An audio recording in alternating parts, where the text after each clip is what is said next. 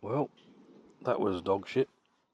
I just finished watching the Jack Catterall Harlem Eubank fight from last night.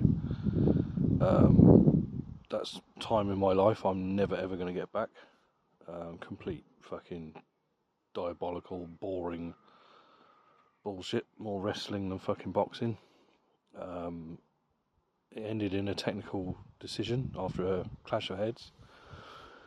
And it's the only time, I think it's the first time, and probably the only time I've ever watched a fight that's ended on an accidental head clash or whatever, and gone to the scorecards early, that I have been quite happy to see end in that fashion, because I don't think I could have taken another 5 or 6 rounds of that. Styles did not mesh at all. Absolute horseshit. They were just, I don't know. Jack Catterall I've always found pretty fucking boring to watch anyway.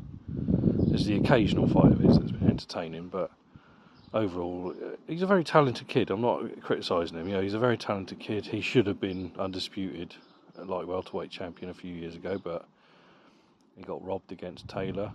I don't know, man. Harlem Eubank, he is not world class. I don't give a shit what anybody says. I've never been impressed with Harlem Eubank. And I kind of knew this fight would be a disappointment. I don't know why I bothered watching it, to be honest, but it was on. So the undercard was good. I enjoyed the undercard. I didn't watch it live. I watched it this morning, and because I was out yesterday, so I stayed off social media. I stayed off the internet. I stayed off YouTube. And I watched it this morning, and I say pretty piss poor, really. Absolutely piss poor, to be perfectly honest. Did not enjoy that fight at all. Dull is another word. I had to turn the commentary off as usual. I've said many times before I have an issue with modern commentary. It's just god awful. So I turned that off. So I sat in silence watching this, and my wife and I have been together for 21 years, and she must have said to me for probably the 800th time in the last few years, because it's only in recent years I've been muting it. Why haven't you got the sound on? So I can't bear to fucking listen to it. It was bad enough watching it, to be honest. It was bad enough watching that fight, but listening to the dreck, poor excuse of commentary that was going with it, I couldn't. So I sat in silence, watching a fucking Olympic-style glorified wrestling match. Yeah, as many good fights as we've had this year, in 2025, we've had our fair share of shit fights as well. I mean, this ranks up there. This is nearly as bad as the Canelo Alvarez William Skull fight from earlier this year, from a couple of months ago. And I mean, that went the full distance. So that is probably the worst fight of this year.